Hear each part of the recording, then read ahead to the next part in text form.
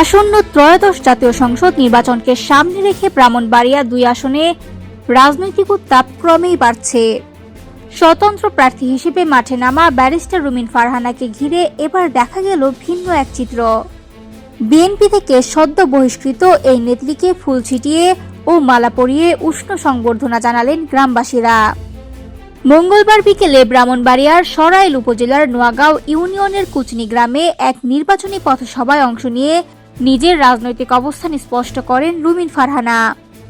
বক্তব্যে তিনি বলেন, শক্তিশালী শেখ হাসিনা সরকারের বিরুদ্ধে অন্যায়ের প্রতিবাদ করতে তিনি কখনো পিছপা হননি, ভবিষ্যতেও হবেন না। তার ভাষায়, যে অন্যায় করবে তার বিরুদ্ধেই আমি কথা বলবো, চোখ রাঙিয়েও আমাকে থামানো যাবে না। তিনি আরো বলেন, তার ভরসা একমাত্র আল্লাহ তাআলা, জমিনের কারো কাছে তিনি ভয় পান না বলেও স্পষ্ট করেন রুমিন ফারহানা।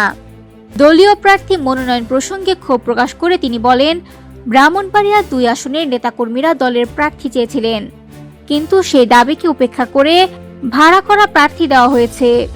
প্রতীকের বিতর্ক টেনে তিনি বলেন, ধান আর খেজুর গাছ এক জিনিস নয়, ধান আমাদের প্রাণ আর খেজুর গাছ মরুভূমির প্রতীক। পথসভায় চাঁদাবাজ, ব্যবসা দখলকারী ও বালু লুটকারীদের উদ্দেশ্যে কঠোর হুঁশিয়ারিও দেন তিনি।